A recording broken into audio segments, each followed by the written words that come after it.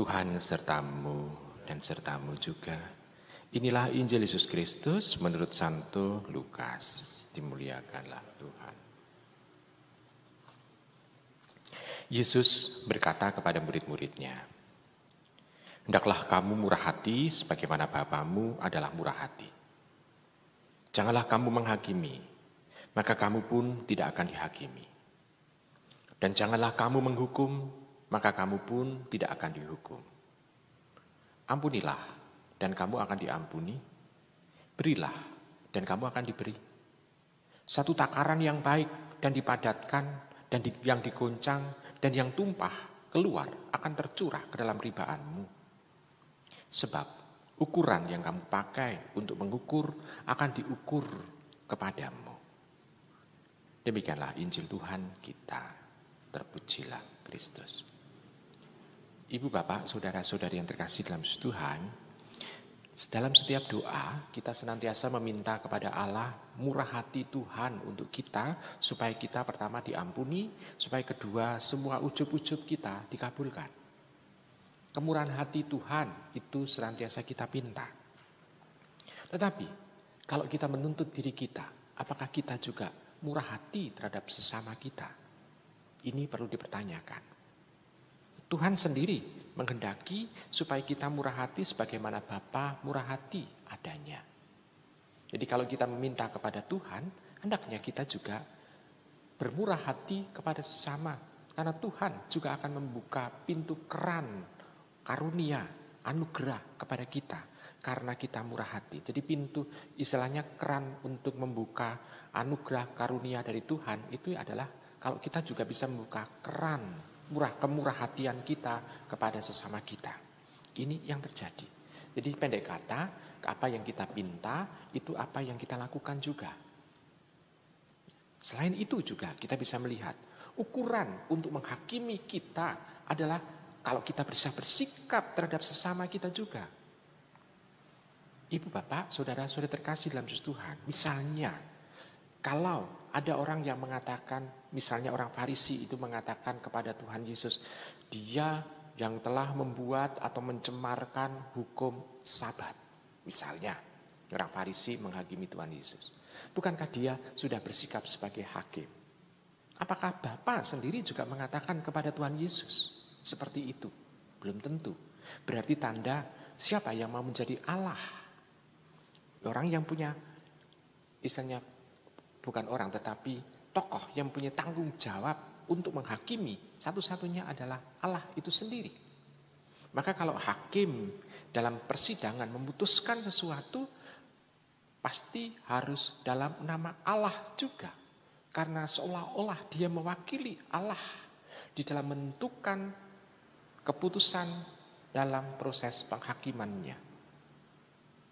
Jadi kalau ada hakim yang istilahnya itu tidak menggunakan Allah, hanya dia demi korupsi, biasanya karena dia pun juga nanti akan mendapatkan penghakiman dari Tuhan karena mempunyai keputusan yang keliru pula. Nah, orang Farisi menghakimi Tuhan seperti itu. Tetapi kalau kita melihat, apakah Tuhan juga menghakimi orang Farisi bahwa dia akan mendapatkan celaka segala macam?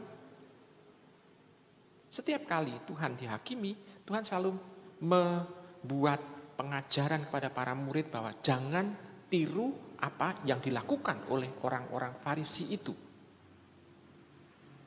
Jadi kita bisa melihat bahwa Tuhan tidak serta-merta itu justru mau menghakimi orang Farisi itu. Tidak. Tapi justru menjadi pengajaran bagi diri kita. Nah, kalau kita juga kadang-kala dihakimi oleh orang lain, dituduh oleh orang lain, digosipkan oleh orang lain, mampukah kita juga tidak serta-merta mau untuk membela diri kita, tapi kita biarkan Tuhan itu sendiri yang mencelikkan mata orang, yang membuat kita itu dihakimi.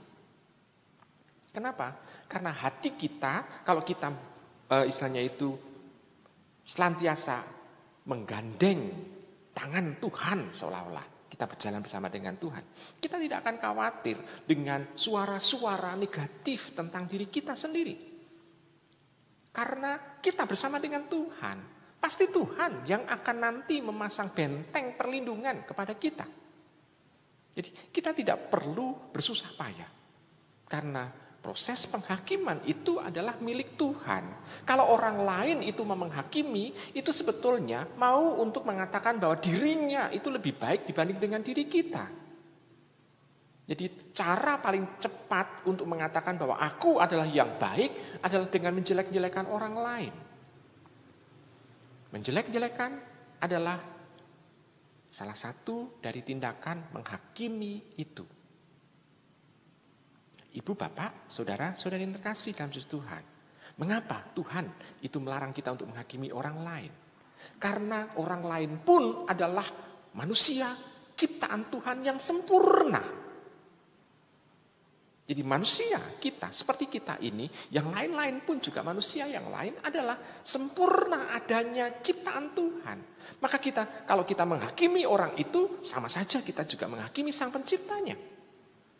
Maka Tuhan melarang kita untuk menghakimi itu. Lalu catatan yang kedua, yang sering kali membuat kita mudah untuk menghakimi, karena kita merasa kecewa, merasa iri, merasa terluka karena kehadiran orang itu. Ibu, bapak, saudara, saudari yang terkasih. Maka di sini menjadi semacam pembelajaran bagi diri kita. Mampukah kita dalam berelasi dengan orang lain, kita juga mempunyai hati yang bersih. Orang bisa murah hati karena dia melihat kebaikan orang yang diberi itu.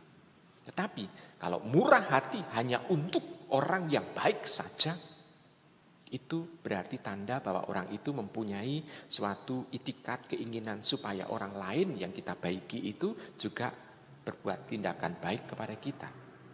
Justru Tuhan menginginkan supaya kita seperti matahari yang bersinar, tidak hanya untuk orang yang baik, tetapi juga untuk orang jahat.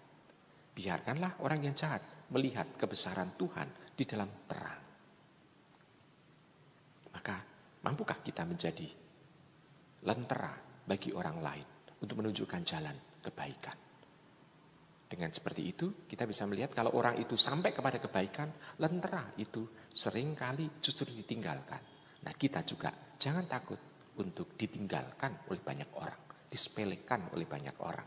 Karena itu menjadi tanda bahwa kita bisa menjadi cahaya bagi yang lain. Kebaikan kita bisa membuat orang lain bisa sampai kepada Tuhan pula. Selamat merenungkan.